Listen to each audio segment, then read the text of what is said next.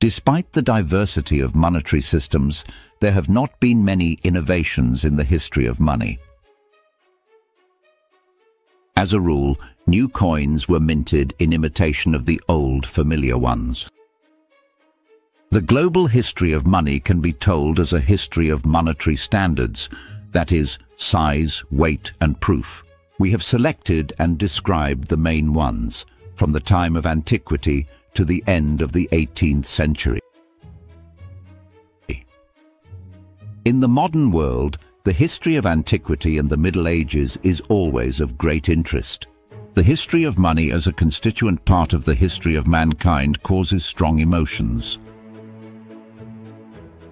After all, money was and is not only a means of exchange, but also a mirror of cultural, economic and social changes in the history of mankind.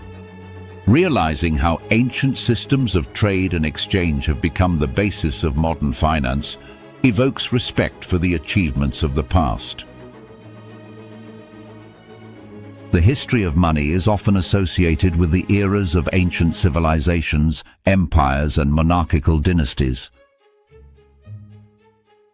The great geographical discoveries and the Silk Road trade served the development and spread of money. These events awakened a romantic interest in the past, in more simple times, where values were more material and tangible. For historians, economists, and antiquities enthusiasts, the study of money from antiquity and the Middle Ages serves as an important lesson about the evolution of human culture, economics, and trade. Some may see in the history of money the birth of social inequalities. Already in antiquity, wealth was concentrated in the hands of the elite, prompting speculation about the unfairness of economic systems. It is hard for modern people to imagine an economy without electronic money and banking systems. Returning to the eras where everything was measured in coins or barter causes astonishment at the path mankind has traveled. Money, as a symbol of human labor, exchange and trust, is a link between past and present. Their history helps us understand the roots of modern financial systems. The history of money is studied through authentic artifacts, ancient coins, medals or documents that make the distant past more tangible.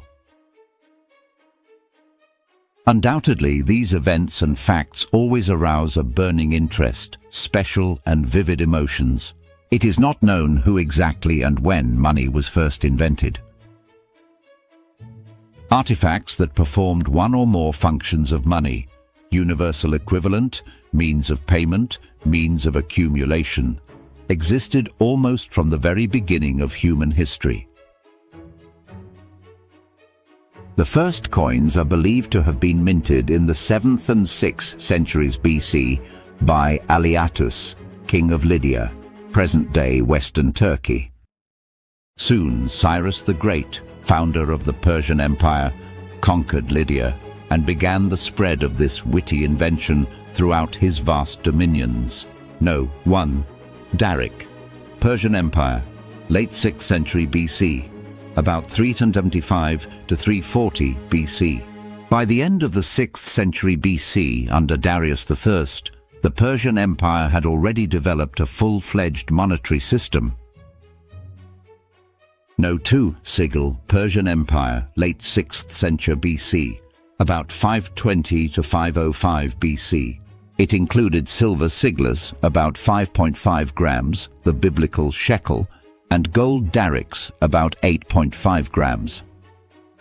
Darius decreed that a daric should equal 20 shekels, meaning that the system was based on the bimetallic standard, a firm ratio of the prices of the two metals. Thus, the ratio of the prices of gold and silver was about 1:13. Later, gold became very slowly more expensive. By the 19th century, the ratio reached 1:15.5. The Greeks usually called Persian darics and sigla archers because they minted the image of a warrior with a bow. In the 4th century BC, The Persians bribed the Athenians and Thebans to attack Sparta and force the army of the Spartan king Agesilaus to withdraw from Persia. According to Plutarch, Agesilaus retaliated by quipping that the Persian king was driving him out with 10,000 archers. The competition to the Sieglers, including within the Persian Empire, was Greek silver coins, drachmas. But the Greeks almost never minted gold coins. When finally Philip of Macedon, the father of Alexander the Great, began to mint his own gold coin, the Greeks nicknamed it Philip's Daric. Darics were eagerly accepted everywhere from Greece to India, and they are sometimes called the first international reserve currency. The minting of Darics ceased with the defeat of the Persian Empire by Alexander the Great. However, his new gold coin was an imitation of the Daric in size, weight, and purity. The Roman monetary system, especially during the late Empire, was very complex. Gold, silver, and copper coins, all imperial and local, coins of different emperors and usurpers, recognized by some and not recognized by others. The situation became especially confusing after the so-called crisis of the 3rd century, a period of incessant wars and the collapse of the empire. Emperor Diocletian ruled from 284 to 305, for the sake of restoring unity and order, had to carry out reforms that changed the empire almost beyond recognition. One of them was the introduction of a new all-imperial gold coin, the solid. In widespread circulation, the coin entered already under the successors of Diocletian, first of all under Constantine the Great, and now solid is associated mainly with his name. No. 3. Solid of Emperor Valentinian II, 375 to 378. Solid of Emperor Constantine weighed about 4.5 grams and was minted from the purest gold. Its ubiquity and stability helped to more or less stabilize prices in the empire, and with them the state finances. The very name solidus, Latin for solid, from the same word comes solid and solidarity, was meant to emphasize its reliability. The gold from which solidus was minted was mined in the eastern part of the Roman Empire. With its final collapse in the V-century, gold coins in the West almost outlived. Barbarian kingdoms and the empire of Charlemagne had to be satisfied with silver money. In the East, in Byzantium, the minting of solidi continued. There they were called nomisma.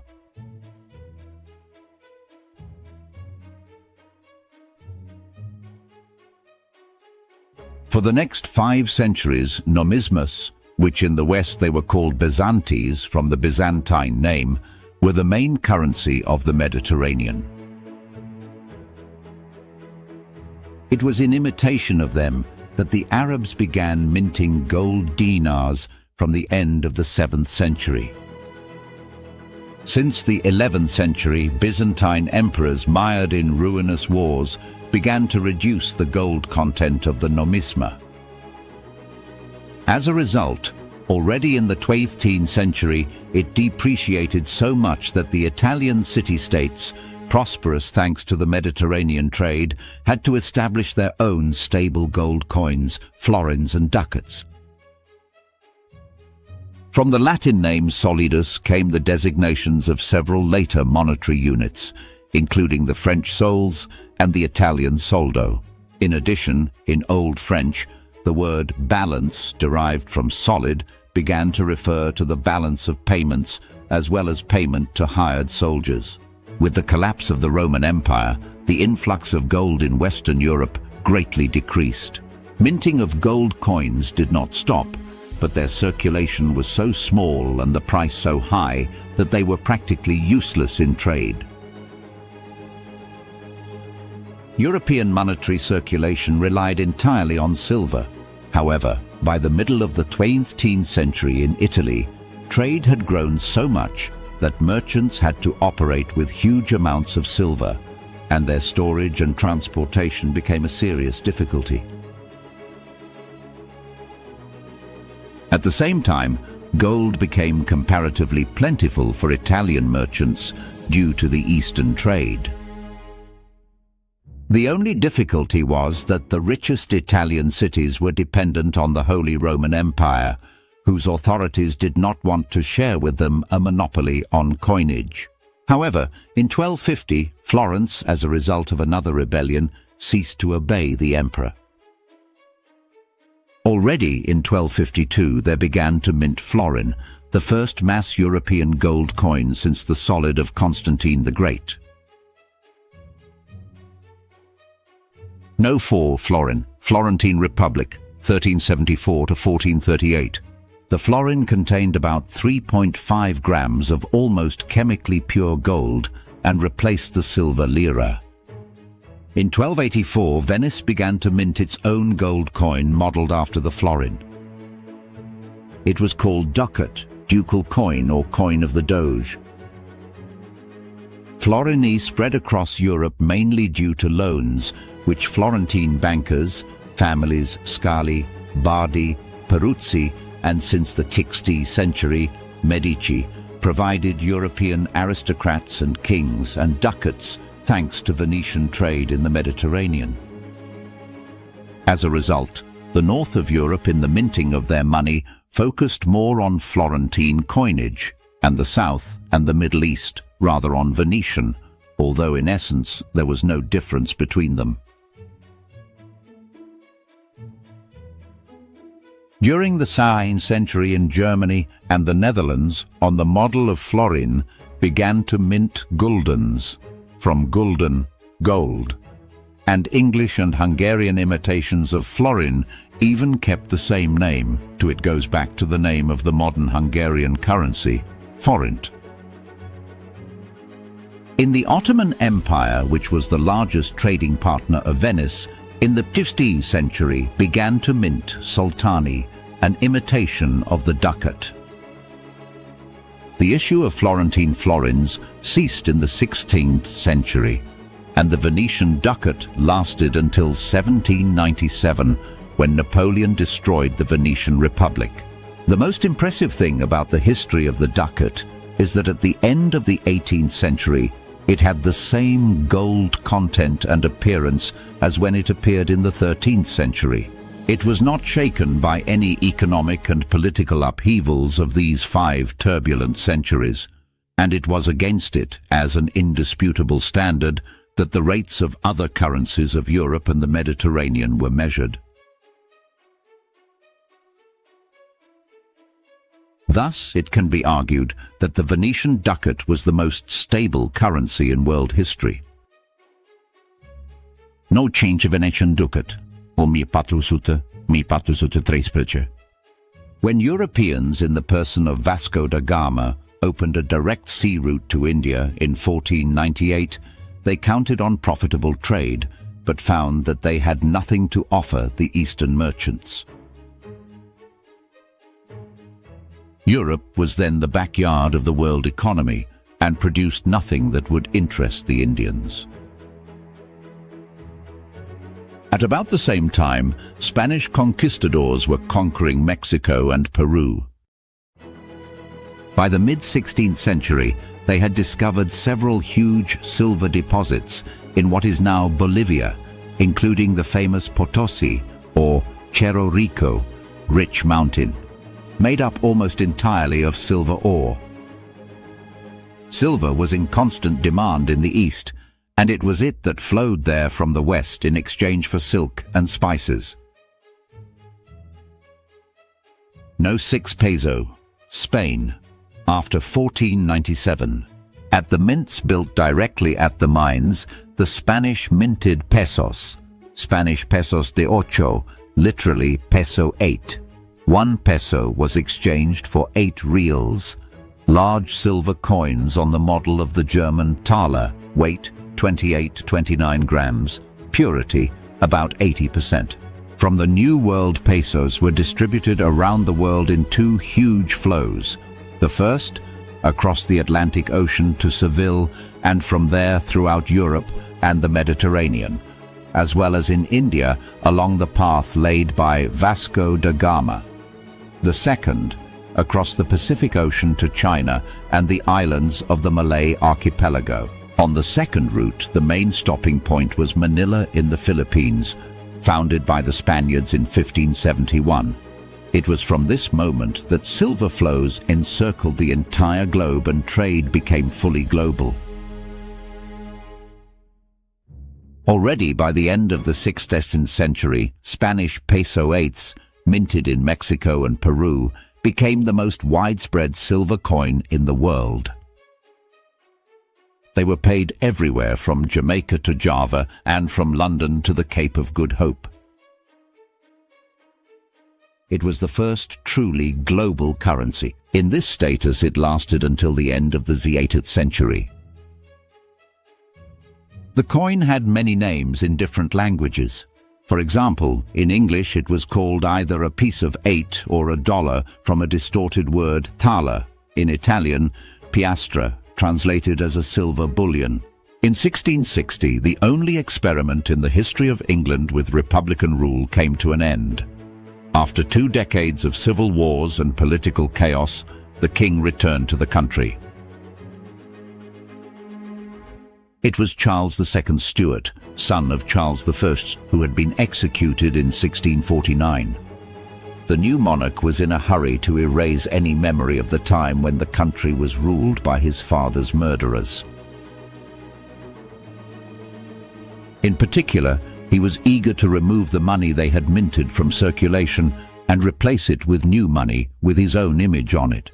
The problem was that the Royal Mint was constantly short of raw materials.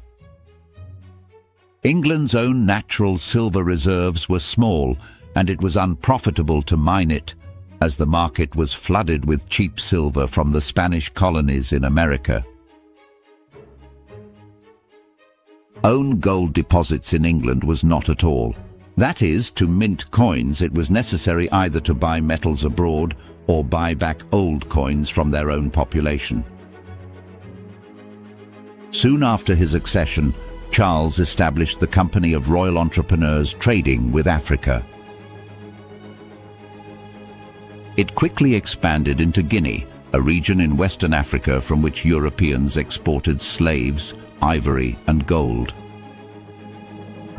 From Guinea's gold, Charles began minting a new coin, dubbed the guinea. No. 7. 2 guineas of Charles II. England, 1664.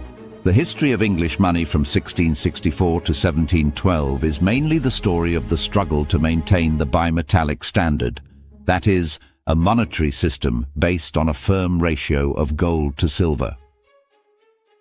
In Amsterdam, the world center of currency and precious metals operations, 1 weight unit of gold was equal to 15 units of silver. In England, gold was valued higher, no less than 15.5 units. This was mainly due to the fact that there was a huge amount of old silver coins in circulation, roughly minted by hand. Many of them were issued 40, 50, or even 100 years ago, partially worn and cut off at the edges, as well as counterfeits. No one trusted silver money, whereas guineas, relatively rare and well protected from counterfeiting, were universally trusted and therefore went at a premium to the face value. The guinea had a face value of £1 and included 20 silver shillings. But in fact it was never given less than 21 shillings for it. This meant that if silver money was alloyed into bars, taken to Amsterdam and sold there by weight, a profit of 5% minus production and transportation costs could be made. Silver as a commodity was more expensive than English coins. By 1690, the exchange rate of a guinea had reached 30 shillings. Profits from exporting silver out of England had grown so high that the silver money that came out of the Royal Mint in the Tower often did not have time to cool before it was alloyed to be sent to Amsterdam. Another attempt to save English bimetallism was the Great Minting of 1696. The Treasury bought out the old silver money from the population at the market rate, and in return issued new, full-weight, machine-made. After the minting, the guinea fell from 30 shillings to 22 shillings. Isaac Newton was in charge of the mint at this time. In 1717, he proposed that it should be forbidden by law to exchange a guinea for more than 21 shillings. Even after this, however, a unit of silver in the Netherlands or France was still more expensive than in England, and the outflow never stopped. The English government gave up further attempts to establish a firm ratio of gold to silver and actually switched to the gold standard. However, it was legislated only a century later. The minting of guineas ceased in 1813, and in 1817 the sovereign was issued as the new standard gold coin with a face value of £1. Nevertheless, the guinea as a unit of account equal to 21 shillings, £1 survived until the pound was converted to decimal exchange in 1971. It is as a unit of account that it appears time and again in Victorian literature, including Conan Doyle's Sherlock Holmes stories. No. 8. The Germinal franc, 5 francs, 1795. The National Convent, the supreme legislative and executive body of the French Republic, introduced a new currency on the 18th Germinal of the third year of the Republic, according to the revolutionary calendar, hence its name, the Germinal franc. As under the old regime, the monetary system was based on bimetallism, that is, a firm ratio of the prices of gold and silver. This ratio was set at 1:15 to.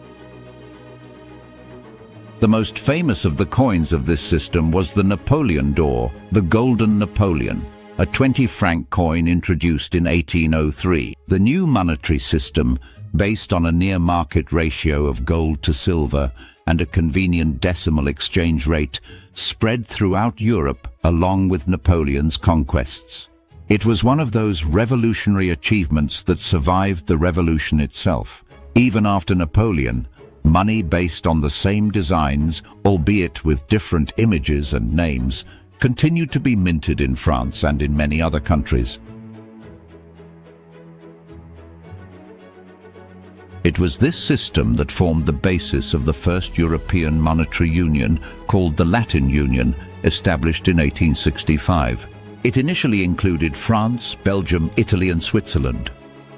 Over the next 10 years, many other countries, including Austria-Hungary, Greece, Spain, Finland, as well as Venezuela, Colombia, Peru, and the Balkan countries of Albania, Bulgaria and Serbia, which had seceded from the Ottoman Empire, fully or partially adopted the same standard. Already in the 1870s, due to the fall in silver prices, the Union effectively switched to the gold standard. It finally collapsed with the outbreak of World War I. Gold reserve coins in many countries are still minted according to the specifications of the Latin Monetary Union, the same size, weight and proof. In other words, they are minted according to the standard of the Germinal franc. It has long been noticed that gold has special attractive and mystical properties. It has attracted people since ancient times, giving rise to the desire for wealth, which it symbolizes. Gold, being a symbol of wealth, often became the cause of negative human qualities such as cruelty, greed and avarice, pushing people to commit the most serious crimes. History knows many cases when the lust for gold led to wars, mass crimes and human tragedies. Its appeal overshadowed the minds of historical figures, generating bloody conflicts and destroying the lives of ordinary people. But we will talk about it in our next videos. Subscribe to our channel. See you soon.